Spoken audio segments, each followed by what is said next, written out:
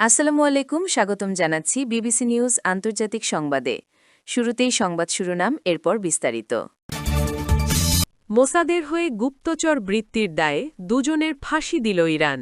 নির্দিষ্ট লাল রেখা মানলে বৈঠকে বসবে ইরান। ইরান যুদ্ধ চায় না, আত্মরক্ষা করছে পেজেশকিয়ান। দর্শক, এতক্ষণ শুনছিলেন সংবাদ শিরোনাম। এখন বিস্তারিত।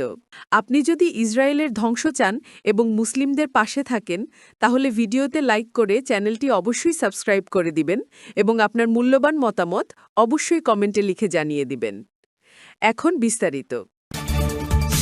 মোসাদের হয়ে গুপ্তচরবৃত্তির দায়ে দুইজনের ফাঁসি দিল ইরান।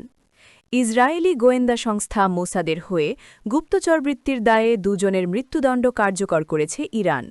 দেশটির অর্ধসরকারি বার্তা সংস্থা তাসনিম জানিয়েছে, আজ সোমবার ২০ এপ্রিল সকালে তাদের দণ্ড কার্যকর হয়। মোসাদের থেকে তারা স্পর্শকাতর স্থাপনা শনাক্ত এবং বিস্ফোরক তৈরির বিশেষ প্রশিক্ষণ নিয়েছিলেন বলে অভিযোগ উঠেছে। নির্দিষ্ট লাল রেখা মানলে বৈঠকে বসবে ইরান। যুদ্ধবিরতির শেষ মুহূর্তে আবারও আলোচনায় বসতে যাচ্ছে যুক্তরাষ্ট্র ও ইরান। বিবিসি জানিয়েছে, ইতোমধ্যে পাকিস্তানের পথে আছে মার্কিন প্রতিনিধি দল, আর শেষ সময়ে বৈঠকে বসতে সম্মত হয়েছে ইরান। তবে দেশটির পক্ষ থেকে নির্দিষ্ট কয়েকটি শর্ত তথা লাল রেখা টেনে দেওয়া হয়েছে। ইরানের এক জ্যেষ্ঠ ইরানি আইন প্রণেতার বরাতে কাতার ভিত্তিক গণমাধ্যম আল জাজিরা বলছে, এই সীমা সম্মানের সঙ্গে মানতে হবে যুক্তরাষ্ট্রকে, এমন দাবি তেহরানের। তবে শর্তগুলো প্রকাশ করা হয়নি। ইরানের পার্লামেন্টের জাতীয় নিরাপত্তা কমিটির প্রধান ইব্রাহিম আজিজি বলেছেন, তেহরানে আলোচনায় থাকার সিদ্ধান্তের অর্থ এই নয় যে তারা যে কোনো মূল্যে আলোচনা করবে বা অপরপক্ষের যে কোনো পদ্ধতি মেনে নেবে। ইরান তাদের নিজস্ব কিছু লাল রেখা নির্ধারণ করেছে এবং সেগুলো অবশ্যই মানতে হবে।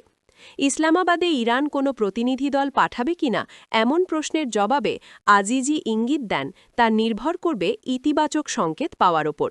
তিনি বলেন, আমরা কখনোই আলোচনার নীতিকে ভয় পাইনি। হয়তো আজ বা কাল আরও মূল্যায়নের পর আমরা এই সম্ভাবনা বিবেচনা করতে পারি।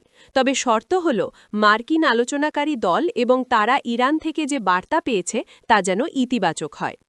বিবিসি জানিয়েছে, ইরানের সঙ্গে নতুন দফার আলোচনার জন্য মার্কিন প্রতিনিধি দল পাকিস্তানে যাচ্ছে।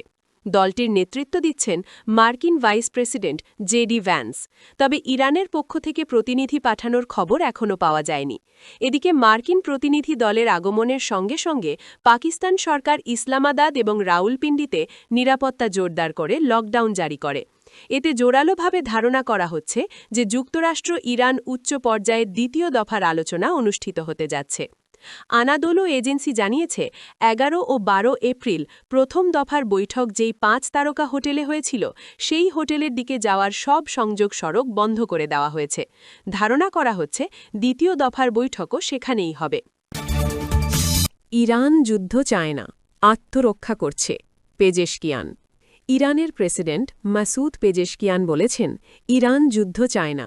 যুক্তরাষ্ট্র এবং ইসরায়েলের হামলার বিরুদ্ধে কেবল আত্মরক্ষার জন্যই তারা পদক্ষেপ নিচ্ছে। তিনি জোর দিয়ে বলেন, তার দেশ শান্তি এবং আঞ্চলিক স্থিতিশীলতার প্রতি প্রতিশ্রুতবদ্ধ। রোববার ১৯ এপ্রিল দেশটির ক্রীড়া ও যুব মন্ত্রণালয় পরিদর্শনকালে পেজেশকিয়ান কথা বলেন।